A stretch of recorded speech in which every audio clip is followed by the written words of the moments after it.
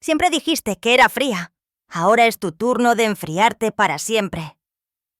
La voz de mi nuera, Cassandra, resonó en el congelador industrial mientras cerraba de golpe la pesada puerta de acero. El clan metálico reverberó en mis huesos mientras la oscuridad me tragaba por completo. Su plan era simple: robar mi fortuna de $99 millones mientras yo moría congelada en su bodega de banquetes. Pero cuando regresó horas después para descubrir mi cuerpo, yo estaba sentada en su sala de estar con una sorpresa muy grande. Si estás viendo esto, suscríbete y dime desde dónde nos ves. ¿Cómo terminó una abuela de 69 años encerrada en un congelador comercial por su propia familia? Bueno, déjame retroceder y contarte exactamente cómo llegué aquí. Mi nombre es Dolores Villarreal, aunque todos me dicen Lola. Y hace 6 meses pensaba que era la mujer más afortunada del mundo. Mi hijo, Miguel, acababa de mudarse con su nueva esposa, Cassandra, para cuidarme después de que mi esposo, Arturo, falleciera. Al menos, eso es lo que yo creía. La verdad comenzó a revelarse hace 3 meses, cuando escuché a Cassandra por teléfono en mi estudio. «$99 millones», susurró con urgencia. La vieja bruja tiene 99 millones ahí, sin hacer nada. Dinero del seguro, el negocio de Arturo, inversiones. Es demasiado senil para manejarlo adecuadamente. Me quedé helada en el pasillo, mi té de la tarde enfriándose en mis manos. Confía en mí, Marco.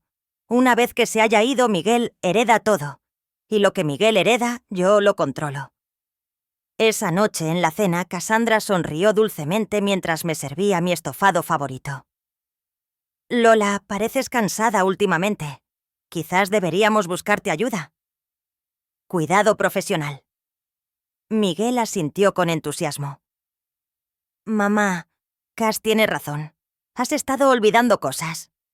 ¿Olvidando cosas? Había construido una cartera multimillonaria junto a Arturo, administrado nuestro hogar durante 47 años y todavía llevaba mis cuentas al centavo. Pero, al parecer, estaba olvidando cosas. La semana siguiente, Cassandra comenzó su campaña en serio. Escondió mis lentes de lectura y luego actuó preocupada cuando no podía encontrarlos. Movió mis medicamentos a diferentes gabinetes y luego se preocupó en voz alta por mi confusión.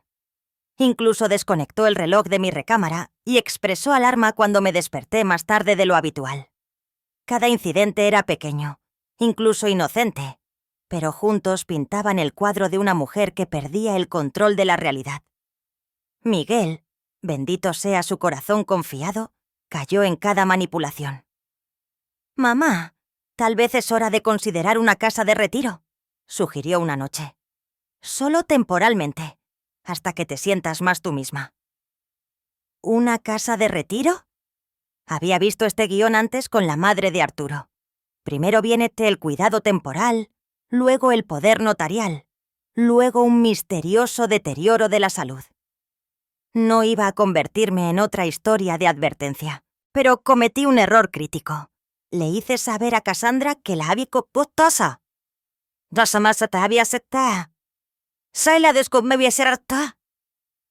Sucedió un miércoles por la mañana a principios de diciembre. Estaba revisando mis estados de cuenta de inversión cuando Cassandra entró al estudio sin ser invitada. «Lola, ¿sabes? Ya no tienes que preocuparte por todos esos complicados papeles financieros. Miguel y yo podemos encargarnos de todo». Se acercó a los documentos con uñas perfectamente cuidadas que nunca habían conocido un día de trabajo honesto. «Soy perfectamente capaz de administrar mis propios asuntos, gracias», dije firmemente apartando los papeles. «Estas cuentas están solo a mi nombre». Su máscara se deslizó por un momento y vi algo calculador cruzar su rostro. «Por supuesto, Lola. Solo pensé que podría ser abrumador para alguien de tu edad». «¡Alguien de mi edad!». Había estado escuchando esa frase mucho últimamente. En el supermercado, cuando me tomaba un minuto extra para elegir los jitomates más maduros. En el banco, cuando contaba cuidadosamente mi efectivo antes de hacer un depósito. En el consultorio del médico, cuando hacía preguntas sobre mis medicamentos.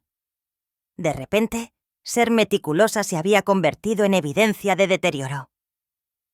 «Cassandra», dije, dejando mis lentes de lectura y mirándola directamente a los ojos. «Sé exactamente lo que estás haciendo». La pretensión se desvaneció de su rostro como maquillaje lavado por la lluvia. «No sé a qué te refieres, Lola», pero su voz había cambiado, perdiendo su dulzura almibarada. «Estás tratando de convencer a Miguel de que soy incompetente para que puedas obtener el control de mis finanzas. Escuché tu llamada sobre los 99 millones». Cassandra se quedó muy quieta. Cuando volvió a hablar, su voz era apenas un susurro. «Escuchaste mal», pero ambas sabíamos que estaba mintiendo. La temperatura en la otra habitación pareció bajar 10 grados mientras nos mirábamos a través del escritorio de caoba que había pertenecido al padre de Arturo. «Empaca tus cosas, Cassandra. Ambos. Los quiero fuera de mi casa para mañana». Me levanté tratando de proyectar una confianza que no sentía del todo. «Llamaré a mi abogado a primera hora de la mañana para asegurarme de que mi testamento sea inquebrantable». Fue entonces cuando su máscara se cayó por completo. «Vieja tonta, ¿de verdad crees que alguien te creerá a ti antes que a nosotros? Miguel cree que estás perdiendo la cabeza. Los vecinos creen que estás perdiendo la cabeza. Incluso el doctor Pérez está preocupado por tu comportamiento reciente». ¿Comportamiento reciente? Me di cuenta con creciente horror de cuán expertamente me había aislado. Las invitaciones sociales que supuestamente había rechazado pero que nunca recibí. Las reuniones familiares a las que supuestamente estaba demasiado confundida para asistir. Las citas médicas a las que me había acompañado y hablado por mí, describiendo síntomas que nunca había experimentado. «Miguel nunca te elegirá a ti antes que a mí», dije, pero la duda se coló en mi voz. «¿No lo hará?» Cassandra sonrió, y fue como ver a una serpiente prepararse para atacar. «Ya lo ha hecho, Lola. Cada vez que estuvo de acuerdo en que necesitabas ayuda. Cada vez que asintió cuando expresé preocupación por tu memoria. Cada vez que no te defendió cuando mencioné tu creciente confusión». Se inclinó hacia adelante, su voz bajando hacia Tita a un susurro. «Acéptalo, Lola. Ya estás muerta para él. Solo estás ocupando espacio hasta que lo hagamos oficial». Las palabras me golpearon como golpes físicos, pero me negué a dejar que me viera quebrarme. «Fuera de mi casa». Mi voz era firme. Gracias a Dios. «Oh, lo haremos», dijo dirigiéndose a la puerta. «Pero no de la manera que crees». Esa noche, Miguel se me acercó con la expresión de alguien que da malas noticias. «Mamá», Cassandra me contó sobre su conversación de hoy. Su voz era suave pero firme, el tono que usarías con un niño confundido. «Está preocupada por ti. Ambos lo estamos». «Miguel, tu esposa está tratando de robar mi dinero». Las palabras sonaron desesperadas, incluso para mis propios oídos. Lo admitió. «Te ha estado manipulando, haciéndote pensar que soy incompetente». El rostro de mi hijo se arrugó, con lo que parecía un dolor genuino. «Mamá, por favor, me estás asustando. Estos pensamientos paranoicos, las acusaciones, esto no es propio de ti. Pensamientos paranoicos». Qué eficientemente Cassandra había envenenado el pozo. «Miguel, yo te crié. Sé cuando alguien te está mintiendo en la cara». Pero incluso mientras hablaba, pude ver la duda en sus ojos. Ella había hecho su trabajo demasiado bien. «Cass cree que tal vez deberíamos hacer que el doctor Pérez te evalúe», dijo en voz baja, solo para descartar cualquier problema médico. ¿Problemas médicos? Otro paso en el guión. Lo siguiente sería un diagnóstico de demencia o Alzheimer, cuidadosamente orquestado con un médico que fue engañado o comprado. Luego la tutela. Luego la muerte por causas naturales. Lo había visto pasar con la tía rica de Arturo, Margarita. El patrón siempre era el mismo. «Estoy bien, Miguel, pero si te hace sentir mejor, Veré al doctor Pérez la próxima semana. Necesitaba tiempo para pensar, para planear. Gracias, mamá. Sé que esto es difícil, pero te queremos. Solo queremos lo mejor. La peor parte fue que creí que lo decía en serio. Miguel realmente pensaba que me estaba protegiendo de mí misma. Esa noche me acosté en la cama escuchándolos hablar en la habitación de al lado. Sus voces eran ahogadas, pero capté fragmentos. Tiene que hacerse con cuidado. No puede parecer sospechoso. Las leyes de herencia son claras.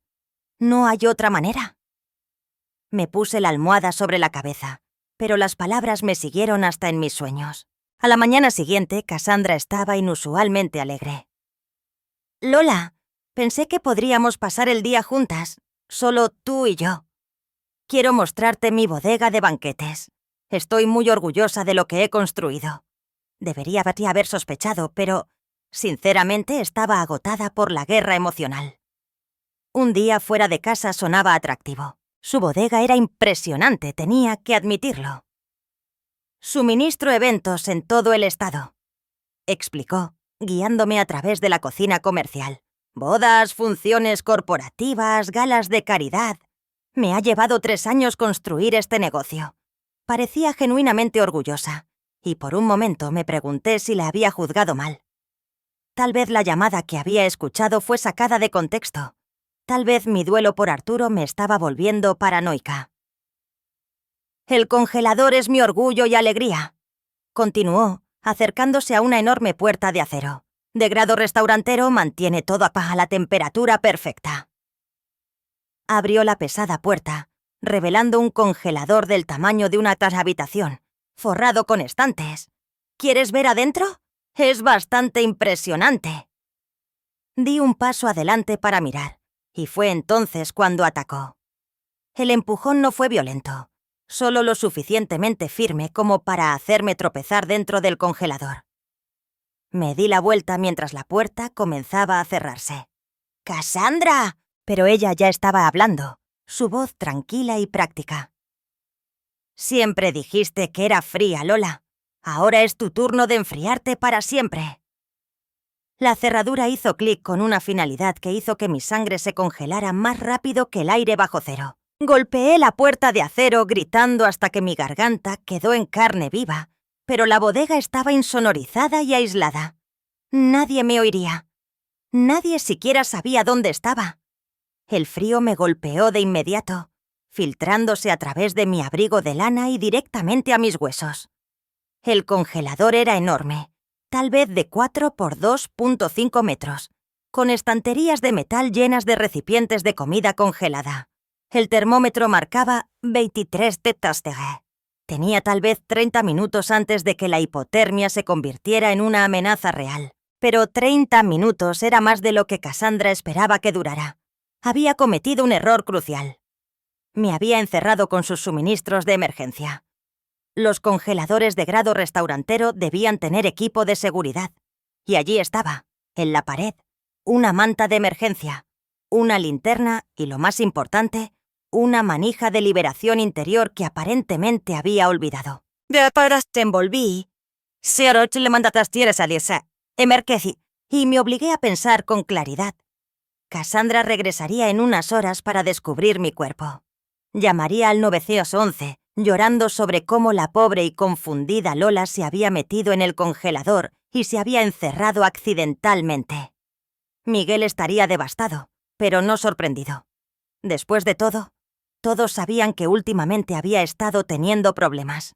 La manija de liberación de emergencia funcionó exactamente como estaba diseñada. La giré lentamente, escuchando el mecanismo de la cerradura desengancharse. Pero no abrí la puerta. Todavía no.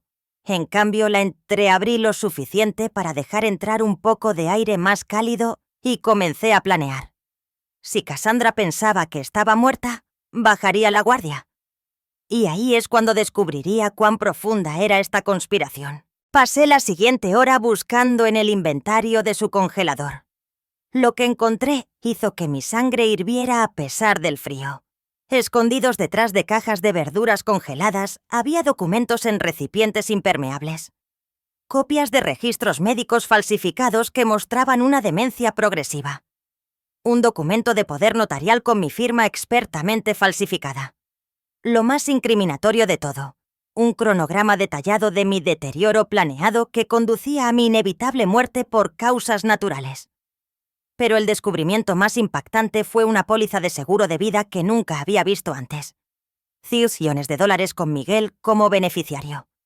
El papeleo tenía fecha de solo 2 meses atrás. La firma era una falsificación perfecta de mi letra. Cassandra no solo había planeado robar mi fortuna existente, me había asegurado como si fuera ganado. La puerta de la bodega se abrió alrededor de las 3 p.m. Escuché los pasos de Cassandra, deliberadamente lentos y vacilantes, como si se acercara a algo que temía encontrar. «¿Lola?», gritó, su voz perfectamente afinada con preocupación. «¿Lola? ¿Estás aquí? Te he estado buscando por todas partes». Escuché desde mi escondite detrás del mostrador de preparación de la cocina mientras se dirigía al congelador. La actuación era digna de un Oscar. Jadeos de horror, llamadas frenéticas al 911, explicaciones entre sollozos sobre su suegra confundida que se había alejado. Debe haberse perdido y encerrado accidentalmente. Oh Dios, todo esto es mi culpa. Debería haberla estado vigilando más de cerca. Los paramédicos llegaron en minutos. Los oí discutir la escena, tomar la declaración de Cassandra, llamar al forense. «Pobre mujer», dijo uno de ellos. «Estos casos de demencia siempre son trágicos. La familia nunca quiere creer cuán mal están en realidad». Después de que todos se fueron, esperé otra hora antes de salir de mi escondite. La bodega estaba oscura y silenciosa. Perfecto. Me dirigí a la oficina de Cassandra y comencé a fotografiar todo con mi teléfono. Los documentos falsificados, la póliza de seguro, incluso los archivos de su computadora, que había dejado descuidadamente abiertos. Pero la mejor evidencia aún estaba por llegar. Escondido en el cajón de su escritorio, había un diario escrito a mano que detallaba cada paso de su plan. Cómo había investigado la muerte de Arturo para perfeccionar su técnica, cómo había estudiado otras estafas de herencia, cómo había practicado falsificar mi firma. Lo más escalofriante de todo, cómo había calculado que mi muerte les reportaría más de $100 millones una vez que se incluyera el pago del seguro. A las 600 p.m., estaba sentada en la sala de estar de Cassandra con toda la evidencia extendida sobre su mesa de centro. La llave de la puerta principal estaba exactamente donde pensé que estaría. Debajo de la roca falsa junto a Sapta las Rosas, porque algunas personas nunca cambian sus patrones. Me había puesto cómoda. Me había servido una copa de su vino caro y me había acomodado para esperar. La expresión en su rostro cuando entró por esa puerta valió cada minuto que pasé en ese congelador. El grito de Cassandra podría haberles hecho añicos un cristal. Dejó caer su bolso y las llaves del coche, tropezando hacia atrás contra el marco de la puerta como si hubiera visto un fantasma de verdad. Lo cual, desde su perspectiva, así era. «Hola, querida», dije con calma, tomando un sorbo de su vino. «Espero que no te importe que haya entrado. Necesitamos hablar». Su rostro pasó por el shock, el terror y finalmente la ira con una velocidad notable. «¿Tú? ¿Cómo?» No parecía poder formar oraciones completas. «¿Cómo escapé de tu pequeña trampa de congelador? ¿O cómo descubrí tu adorable diario?» Levanté el libro encuadernado en cuero donde documentaba mi asesinato planeado. En serio, Cassandra, guardar registros escritos de delitos graves es bastante amateur. Intentó recuperar la compostura, enderezando los hombros y levantando la barbilla. «No sé qué crees que encontraste, pero nada». Abrí el diario en una página al azar y comencé a leer en voz alta. Día 43. Lola está empezando a sospechar. Necesito acelerar el cronograma. Miguel está completamente convencido de su deterioro. El doctor Pérez está programado para la próxima semana para proporcionar el diagnóstico de demencia, como se discutió. El color se desvaneció de su rostro. «Entraste a mi propiedad privada. Eso es ilegal». Me reí sorprendiéndome a mí misma de lo genuino que sonaba. Oh, cariño, pasamos lo ilegal en el momento en que me encerraste en un congelador para que muriera. Todo lo demás es solo contabilidad. Miró alrededor de la biétera habitación como si buscara rutas de escape o armas. Chica lista. ¿Dónde está Miguel? Pregunté conversacionalmente. Supongo que está planeando los arreglos de mi funeral. Pobre chico. Debe estar devastado por el trágico accidente de su madre. Su mandíbula se tensó. Miguel no sabe nada de esto. ¿Esto es tu plan para asesinarme por mi herencia? No me imagino que lo sepa. Miguel puede ser crédulo, pero no es un asesino. Dejé mi copa de vino y me incliné hacia adelante. Pero tú sí lo eres, ¿verdad, Cassandra? ¿No es tu primera vez? ¿O sí? Sus ojos se abrieron de par en par. No sé de qué estás hablando, pero su voz la traicionó. Déjame adivinar. Un esposo o novio anterior que murió en circunstancias misteriosas. Un pariente anciano que te dejó dinero. Alguien más que fue lo suficientemente tonto como para confiar en ti. Se movió hacia la cocina y supe que iba por un arma o por su teléfono. No lo haría, advertí. No a menos que quieras que envíe estas fotos a la policía ahora mismo. Levanté mi teléfono, mostrándole la pantalla llena de la evidencia que había documentado. Cada firma falsificada, cada documento fraudulento, cada palabra de tu precioso diario. Todo con fecha y hora, y respaldado en la nube. Cassandra se congeló a medio camino de la cocina. ¿Qué quieres? La pregunta confirmó todo lo que necesitaba saber. Si hubiera sido inocente, me habría exigido que me fuera o habría amenazado con llamar a la policía. En cambio, estaba lista para negociar. Lo que quiero es simple. Quiero que empaques tus cosas y desaparezcas esta noche, para siempre.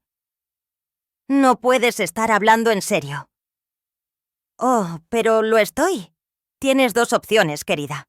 Puedes irte voluntariamente y no volver a contactar a Miguel ni a mí nunca más. O puedes esperar a que la policía te arreste por intento de asesinato, fraude, falsificación y fraude de seguros. Me han dicho que la prisión federal es particularmente desagradable para las mujeres jóvenes y bonitas. Intentó un enfoque diferente, las lágrimas brotando de sus ojos. Lola, por favor. Sé cómo se ve esto, pero amo a Miguel. Nunca lo lastimaría. No amas a Miguel. Amas lo que Miguel representa, el acceso a mi dinero. Pero esto es lo que no entendiste de mi hijo. Puede que sea confiado, pero tiene una brújula moral.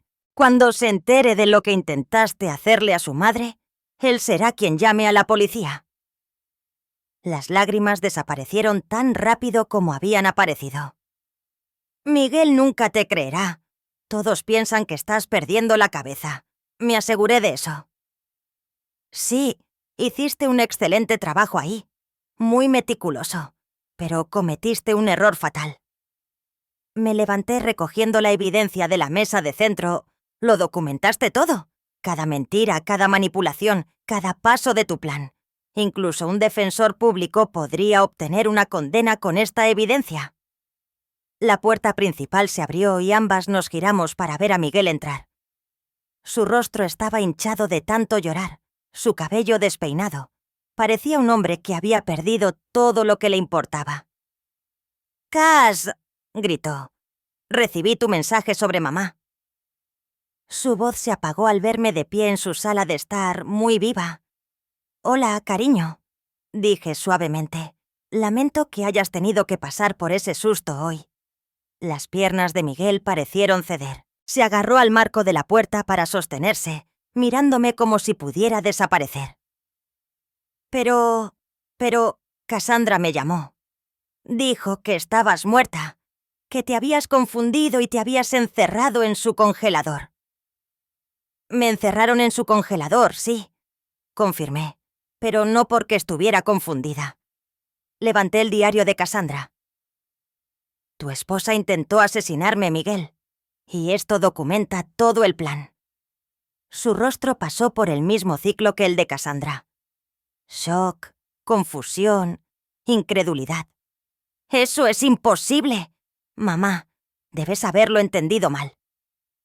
Léelo tú mismo. Le entregué el diario, observando cómo cambiaba su expresión a medida que absorbía el plan cuidadosamente documentado de su esposa para matarme y robar la fortuna de nuestra familia. Cuando llegó a la página sobre la póliza de seguro falsificada, sus manos comenzaron a temblar. Cass, su voz era apenas un susurro. Dime que esto no es real.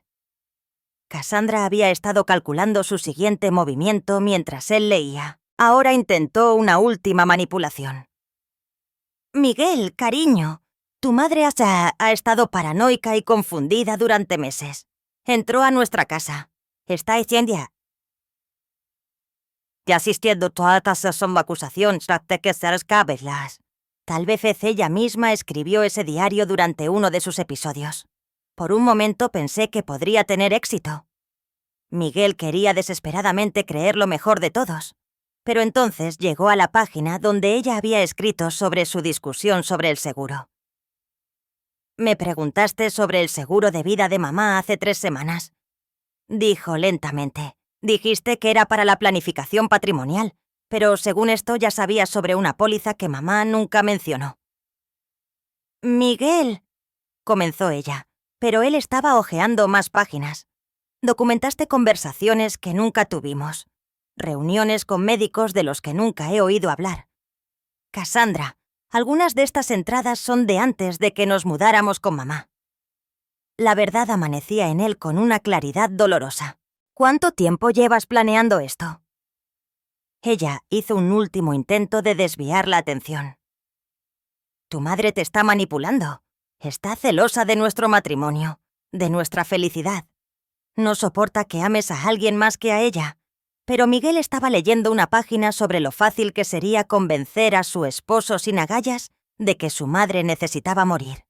¿Esposo sin agallas? Su voz era mortalmente tranquila. ¿Eso es lo que realmente piensas de mí? La compostura de Cassandra finalmente se rompió por completo. ¡Eres un cobarde! Dejaste que tu madre controlara cada aspecto de tu vida. Nunca te has enfrentado a ella ni una sola vez. Tienes 40 años y todavía corres a mami por todo. Los insultos brotaron como veneno de una botella rota. Cada pensamiento cruel que había escondido detrás de su dulce sonrisa. Cada manipulación que había usado para controlarlo. Miguel escuchaba con creciente horror mientras su esposa revelaba quién era realmente debajo de la máscara. Y sí, planeé matar a la vieja bruja. Alguien tenía que hacerlo. Nunca iba a morir de forma natural, y ese dinero se estaba desperdiciando en alguien demasiado senil para apreciarlo. El silencio que siguió fue ensordecedor. Miguel dejó el diario con cuidado y caminó hacia el teléfono. ¿Qué estás haciendo?, exigió Cassandra. Llamando a la policía. Su voz era firme ahora, resuelta. Mamá, ¿tienes evidencia además del diario? Saqué mi teléfono y le mostré las fotos que había tomado. Documentos falsificados, pólizas de seguro fraudulentas, registros médicos fabricados. Todo está documentado. Mientras Miguel marcaba el 911, Cassandra corrió hacia la puerta, pero había olvidado una cosa crucial. Puedo tener 69 años, pero crié a un hijo como madre soltera después de que su padre nos abandonó. Sé cómo manejarme en una crisis. La botella de vino hizo un ruido sordo satisfactorio al conectar con su tobillo. Cayó con fuerza, y para cuando se recuperó, Miguel estaba bloqueando la salida. No empeores las cosas, Cass. La policía llegó en minutos. Mientras esposaban a Cassandra y le leían sus derechos, me lanzó un último insulto. Deberías haber muerto en silencio, como se suponía. Pero ya había terminado de estar en silencio. Había terminado de ser manipulada. Y definitivamente había terminado de ser subestimada. Mientras la subían a la patrulla, me di cuenta de que algo maravilloso había sucedido en ese congelador. La vieja y confiada Dolores Villarreal había muerto allí. La mujer que emergió era alguien nuevo, alguien más fuerte, alguien que nunca más dejaría que nadie la hiciera sentir pequeña o insignificante. Esa noche, mientras Miguel y yo nos sentábamos en mi cocina bebiendo té y procesando lo sucedido, me hizo la pregunta que había estado temiendo. «Mamá, ¿cómo pude ser tan ciego? ¿Cómo no vi lo que te estaba haciendo?» Extendí la mano sobre la mesa y tomé la suya. «Porque la amabas, cariño, y el amor nos hace querer creer lo mejor de las personas. Pero a veces, pensé para mis adentros, lo mejor que el amor puede hacer es abrirnos los ojos a la verdad, incluso cuando esa verdad es lo suficientemente fría como para congelarte el corazón». 3 semanas después del arresto de Cassandra, estaba sentada en la oficina del detective Ramírez, enterándome de cuán profundo era el hoyo del conejo. «Señora Villarreal, el verdadero nombre de su nuera no es Cassandra Montero», dijo, deslizando un archivo sobre su escritorio. «Es Jennifer Castro, y tiene un historial bastante interesante». Abrí el archivo y vi fotos de una mujer que se parecía exactamente a Cassandra, pero con diferente cabello, diferente ropa, diferentes nombres. Jennifer Castro se casó con Roberto Torres en Phoenix en 2019. Él murió 6 meses después en un accidente de senderismo. Le dejó todo. El detective Ramírez señaló otra foto. Luego se convirtió en Carolina Mendoza en Denver, casada con Francisco Varela. Ataque al corazón mientras dormía. 52 años. Sin problemas cardíacos previos. El patrón era enfermizamente familiar. ¿Cuántos?, pregunté, aunque no estaba segura de querer saberlo. 7 que hemos confirmado. Ha estado haciendo esto durante más de una década, mudándose de estado en estado, cambiando de identidad. Usted es la primera víctima que sobrevive para contarlo. 7 hombres. 7 familias destruidas. 7 fortunas robadas. La FG quiere entrevistarla, continuó Ramírez. Este caso podría ayudarlos a cerrar múltiples muertes sospechosas en todo el país. Pensé en esas otras familias, otros hijos que habían perdido a sus padres por culpa de este monstruo. Por supuesto, lo que necesiten. Miguel estaba luchando con la revelación de que su esposa de 2 años era esencialmente una viuda negra profesional. ¿Cómo pude no verlo?, preguntó por 100ª vez mientras nos sentábamos en mi jardín. «Mamá, metí a una asesina en serio en nuestra casa». «Metiste a casa a alguien que amabas», corregí suavemente. «El hecho de que te engañara no te hace débil, cariño. Te hace humano». Pero en privado, estaba revisando cada interacción que había tenido con Cassandra, buscando señales que había pasado por alto. La ofensiva de encanto había sido perfecta. Tenía que admitirlo. La atención de los medios fue abrumadora. «Complot de la viuda negra frustrado por abuela de pensamiento rápido», decía un titular. «Anciana burla a asesina en serie», proclamaba otro. Los reporteros acamparon afuera de mi casa durante días hasta que finalmente acepté una entrevista televisiva solo para que se fueran. ¿Qué consejo le daría a otras personas mayores que podrían ser el objetivo de alguien como Jennifer Castro?, preguntó el entrevistador. Consideré la pregunta cuidadosamente. Confíen en sus instintos. Si algo se siente mal, probablemente lo esté, y nunca, nunca se avergüencen de pedir ayuda. Pero el verdadero desafío no era lidiar con los reporteros, era lidiar con las secuelas financieras de los planes de Cassandra. Había logrado abrir 3 tarjetas de crédito a mi nombre, falsificar cheques por un total de casi $50,000 y, de alguna manera, acceder a una de mis cuentas de inversión más pequeñas. «Tardará meses en resolverse», explicó mi abogado. «Los casos de fraude bancario son notoriamente complejos. Al menos Miguel ahora estaba ayudando en lugar de facilitar a mi posible asesina. Se había lanzado a desenredar el desorden financiero con una energía que rayaba en lo obsesivo. «Necesito arreglar esto», insistía. «Necesito compensar lo que dejé que sucediera». Nos estábamos convirtiendo en un equipo de una manera que nunca antes habíamos sido. La entrevista con la FGR estaba programada para un martes por la mañana de febrero. La agente Patricia Vargas era una mujer sensata, de unos 40 años, que parecía haberlo visto todo y no haberse sorprendido por nada. Sienra Villarreal, necesito que me guíe a través de cada interacción que tuvo con la sospechosa, sin importar cuán trivial pueda parecer. Durante 3 horas, relaté cada conversación, cada gesto, cada momento que se había sentido extraño. La agente Vargas tomaba notas constantemente, pidiendo ocasionalmente aclaraciones. Preguntó sobre sus medicamentos muy temprano en la relación. Observó. Eso es consistente con sus patrones anteriores. Investiga las condiciones de salud de sus víctimas para planificar causas de muerte apropiadas. La idea de que Cassandra me había estado estudiando como una rata de laboratorio desde el primer día era nauseabunda. ¿Cómo elegía a sus víctimas?, pregunté. Principalmente obituarios en línea. Se dirigía a hombres recién enviudados con activos significativos e hijos adultos que vivían lejos. Hombres que estaban solos y vulnerables. Pero ella eligió a Miguel, señalé, no a Arturo. La agente Vargas asintió sombríamente. Sus métodos estaban evolucionando. Casarse con el hijo en lugar del objetivo le permitía manipular desde dentro de la estructura familiar. Además, su fortuna era significativamente mayor que sus puntuaciones anteriores. Significativamente mayor. Todavía se sentía surrealista que mi cuidadosa vida de ahorros y de inversión me hubiera convertido en un objetivo de asesinato. ¿La póliza de seguro que falsificó?, pregunté. ¿Habría sido válida? Absolutamente. Se había vuelto muy sofisticada en su fraude de documentos. Si usted hubiera muerto, Miguel habría recibido ese pago de $5 millones y, como su esposa, ella habría tenido acceso a él. Después de la entrevista, conduje hasta el panteón donde estaba enterrado Arturo. Me senté junto a su lápida y le conté todo lo que había sucedido.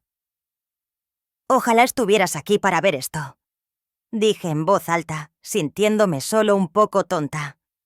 Siempre dijiste que era más fuerte de lo que parecía. Un frío viento de febrero agitó las ramas desnudas sobre mí, y por un momento casi pude oír su voz. Claro que lo eres, Lola. La recuperación financiera avanzaba lenta pero constantemente. Mi banco había sido notablemente cooperativo una vez que entendieron el alcance del fraude. Estamos implementando nuevas medidas de seguridad, me aseguró el gerente de la sucursal. Este tipo de robo de identidad sistemático se ha vuelto cada vez más sofisticado. Miguel había insistido en volver a casa temporalmente para ayudarme a reorganizar mis asuntos. No quiero que lidies con esto sola, dijo. Fue agradable tenerlo cerca, aunque podía ver la culpa carcomiéndolo. Se había vuelto más delgado, más serio. El chico que siempre había visto lo mejor en todos había aprendido que a veces los peores impulsos de las personas ganan. Sabes que esto no es tu culpa, le dije una noche mientras revisábamos los estados de cuenta de las tarjetas de crédito. Cass era una profesional, Miguel. A esto se dedicaba. Levantó la vista de los papeles, sus ojos enrojecidos por el agotamiento. Debería haberte escuchado cuando intentaste advertirme. La elegí a ella antes que a ti. Elegiste el amor antes que la sospecha, corregí. En la mayoría de las circunstancias, esa sería la elección correcta. La primavera llegó temprano ese año, y con ella llegaron noticias inesperadas. La agente Vargas llamó un jueves por la mañana con información que lo cambió todo. Sienra Villarreal, hemos estado analizando los registros financieros de Jennifer Castro y encontramos algo interesante. Tiene una bodega de almacenamiento en Denver con contenidos que podrían pertenecer a sus víctimas anteriores. La bodega era como una sala de trofeos para una asesina en serie. Álbumes de fotos de bodas que habían terminado en asesinato. Joyas tomadas de las casas de los hombres muertos. Documentos de testamentos y pólizas de seguro falsificados. Y en la parte de atrás, detrás de cajas de recuerdos robados, había una caja fuerte que contenía más de $2 millones en efectivo y monedas de oro. Esto representa los activos líquidos que acumuló de 7 asesinatos. explicó la agente Vargas. Bajo las leyes federales de decomiso de activos, este dinero se distribuirá a las familias de las víctimas. Pensé en esas familias, hijos y nietos que habían perdido herencias por la codicia de Cassandra. Al menos recuperarían algo. Pero el descubrimiento más impactante fue un cuaderno detallado que describía sus próximos objetivos. Tenía planes para al menos 5 víctimas más, reveló la agente Vargas, incluido un profesor jubilado en Yucatán y un empresario viudo en California. Detenerla probablemente salvó múltiples vidas. El juicio estaba programado para septiembre. Jennifer Castro, alias Cassandra Montero, había sido acusada de 7 cargos de homicidio en primer grado, múltiples cargos de fraude e intento de asesinato. Su defensor público presionaba por una declaración de demencia, pero la fiscalía tenía su diario que documentaba años de cuidadosa planificación. «Va a alegar que estaba mentalmente enferma», explicó el fiscal durante nuestra reunión de preparación. «Pero su testimonio sobre su comportamiento calculado ayudará a probar la premeditación». Estaba lista para testificar. Más que lista. Quería que cada detalle de sus manipulaciones fuera expuesto en un tribunal abierto. Miguel había comenzado a ver a un terapeuta para lidiar con lo que llamaba su radar de confianza roto. «Necesito entender cómo dejé que esto sucediera», explicó. «No solo por mí, sino por si alguna vez quiero tener otra relación». El hecho de que estuviera asumiendo la responsabilidad de su propia sanación me dio esperanza. Mientras tanto, estaba descubriendo que sobrevivir a un intento de asesinato me había dado una nueva perspectiva de la vida. Pequeñas molestias que solían molestarme ahora parecían triviales. Cajeros groseros, largas filas, incluso los reporteros persistentes que todavía ocasionalmente llamaban para entrevistas de seguimiento. Nada de eso importaba ya. «Te ves diferente», observó mi vecina, la señora Pineda, mientras trabajábamos en nuestros jardines contiguos. «Más en paz, de alguna manera». Tenía razón. Habiendo mirado a la muerte a la cara y ganado, me sentía extrañamente liberada. «Supongo que he aprendido a no malgastar energía en cosas que no puedo controlar», respondí. Lo único que podía controlar era cómo usaba la segunda oportunidad que se me había dado. Había comenzado a ser voluntaria en grupos de defensa de personas mayores, compartiendo mi historia para ayudar a otros ancianos a reconocer las señales de advertencia del abuso financiero. «Confíen en sus instintos», les decía.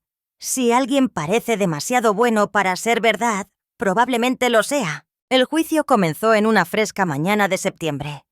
Jennifer Castro parecía más pequeña en su mono naranja, su apariencia cuidadosamente mantenida reemplazada por la dura realidad de la cárcel del condado.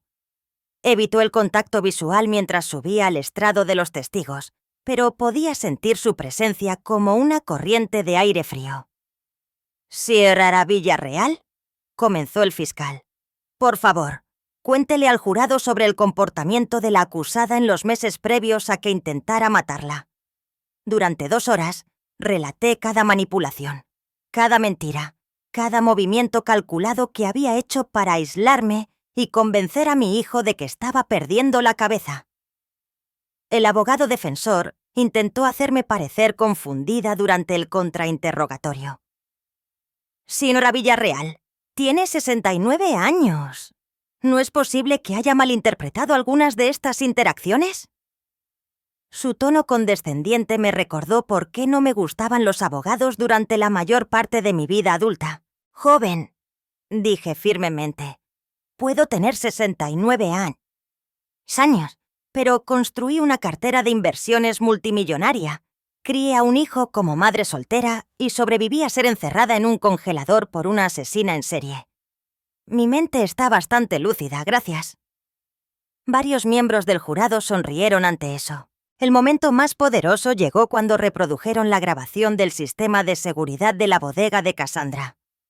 Su voz, fría y calculadora mientras llamaba al 911 para informar mi muerte accidental, llenó la sala del tribunal. «Debe haberse confundido y encerrado. ¡Oh, Dios, todo es mi culpa!». Miguel testificó al día siguiente sobre cómo ella lo había manipulado para que creyera que yo era incompetente.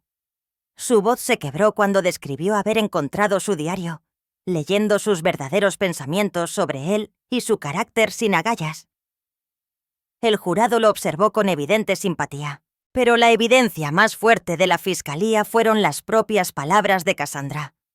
Las entradas de su diario, leídas en voz alta con su propia letra, revelaron a una asesina a sangre fría que veía el asesinato simplemente como una transacción comercial. Objetivo: anciano, aislado, rico. Ganar confianza a través de la conexión familiar. Establecer un patrón de deterioro. Ejecutar cuando sea oportuno. La defensa de demencia se vino abajo cuando el fiscal presentó evidencia de su cuidadosa investigación y planificación.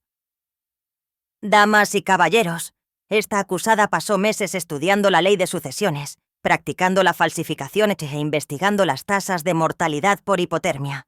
Este no es el comportamiento de alguien que está mentalmente enfermo. Este es el comportamiento de alguien que es malvado. Jennifer Castro fue declarada culpable de todos los cargos. Mientras el presidente del jurado leía el veredicto, finalmente me miró por un momento. Su máscara se deslizó por completo, y vi un odio puro en sus ojos. Bien. Quería que supiera que había fracasado, que la vieja tonta que intentó matar fue la razón por la que pasaría el resto de su vida en prisión. El juez la sentenció a 7 cadenas perpetuas consecutivas sin posibilidad de libertad condicional. «Señora Castro», dijo, «usted es una depredadora que ha destruido familias y ha quitado vidas por nada más que un beneficio económico. La sociedad necesita protección de personas como usted». Mientras se la llevaban esposada, sentí algo que no esperaba. Lástima. No por lo que enfrentaría en prisión, sino por en lo que se había convertido. En algún momento, había elegido ver a otros seres humanos como nada más que fuentes de ingresos. Eso era su propia especie de muerte. Un año después del juicio, estaba limpiando la oficina de Arturo cuando encontré una carta que había escondido en el cajón de su escritorio. Mi nombre estaba escrito en el sobre con su letra cuidadosa, junto con las instrucciones. Para Lola. Leer solo si le sucede algo terrible. Dentro había una confesión que cambió todo lo que creía saber sobre mi matrimonio. «Mi queridísima Lola», comenzaba. «Si estás leyendo esto, entonces alguien ha intentado hacerte daño y necesitas saber la verdad sobre nuestras finanzas».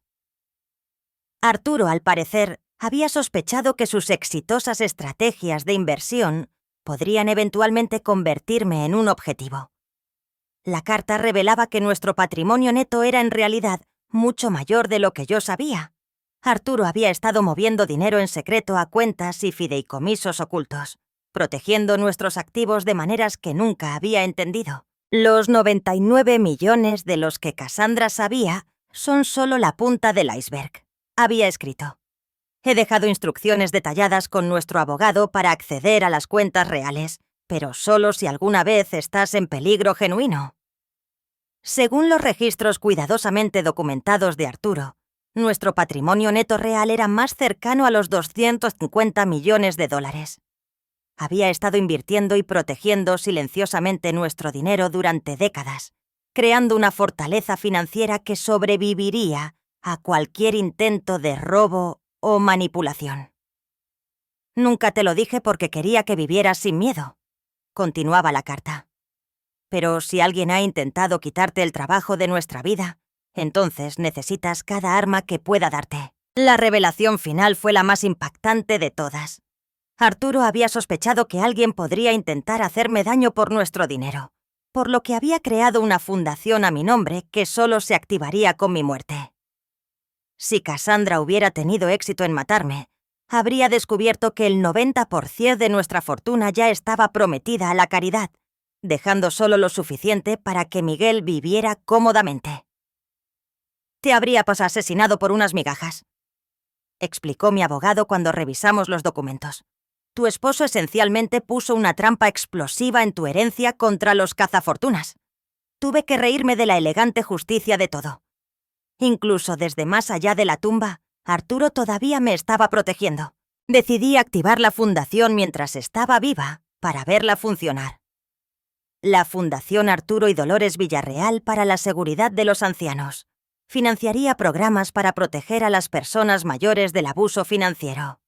Nuestra primera subvención fue para una organización de ayuda legal que proporcionaba representación gratuita a las víctimas de fraude de edad avanzada. Miguel había encontrado el amor de nuevo, esta vez con una maestra de kinder llamada Sara, que pensaba que la historia de supervivencia de nuestra familia era inspiradora en lugar de rentable.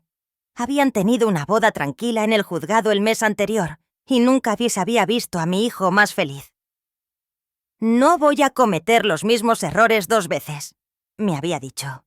Sara y yo salimos durante 2 años y me aseguré de que me amara antes de que supiera sobre el dinero de nuestra familia. Mientras me sentaba en mi jardín en una cálida tarde de octubre, reflexioné sobre cuánto había cambiado desde ese día en el congelador de Cassandra.